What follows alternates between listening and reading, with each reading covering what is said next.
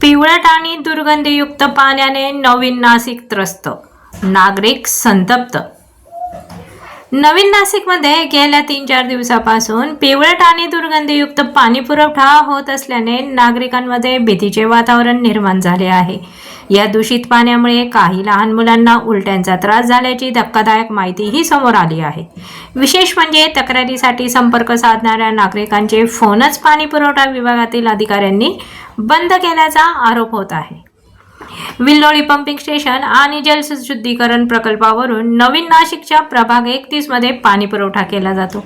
मात्र गेल्या 4 दिवसांपासून येणारे पाणी पिवळट आणि तीव्र दुर्गंधीयुक्त असल्याने नागरिकांचे हाल झाले आहेत। या पाण्यामुळे काही लहान बालकांना उलट्या झाल्याचा आरोप स्थानिकांनी केला असून सार्वजनिक आरोग्याचा गंभीर प्रश्न निर्माण झाला आहे। या गंभीर प्रकाराबाबत प्रभाग अधिकारी हिमांशु बोरिसा यांच्याशी संपर्क साधण्याचा प्रयत्न केला असता त्यांचा मोबाईल इनकमिंग कॉलसाठी बंद असल्याचा आरोप नागरिकांनी केला आहे। त्यामुळे संतप्त नागरिकांनी थेट अधीक्षक अभियंता धारणकर यांच्याशी संपर्क साधला, मात्र त्यांनाही या प्रकारची कोणतीही माहिती नसल्याचे समोर आल्याने महापालिकेच्या कारभारावर प्रश्नचिन्ह उपस्थित झाले आहे। तक्रार मिळताच आम्ही तात्काळ पाण्याचे नमुने तपासले। विल्लोळी पंपिंग स्टेशन आणि पाथर्डीपाठा येथील टाक्यांमध्ये पाणी नियमानुसार मापदंडात असल्याचे आढळले, अशी मल्लीनाथी उपअभियंता संतोष बेलगावकर यांनी केली।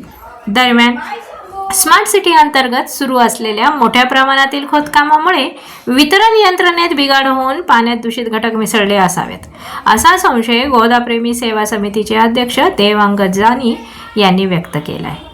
भर उन्हाळ्यात पिण्याच्या पाण्यासाठी नाशिककरांचे हाल होत आहेत। या पिवळट आणि दुर्गंधीयुक्त पाण्याने सार्वजनिक आरोग्याचा मोठा प्रश्न निर्माण होऊ शकतो, अशी भीती सामाजिक कार्यकर्ते देवांग जानी यांनी केली आहे।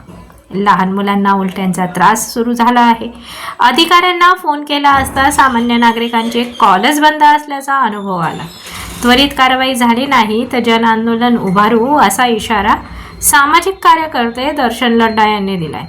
एकीकडे महापालिका पाण्याचे नमुने मापदंडात असल्याचा दावा करत आहे, तर दुसरीकडे नागरिकांच्या घरात पिवळट आणि दुर्गंधीयुक्त पाणी पोहोचत आहे।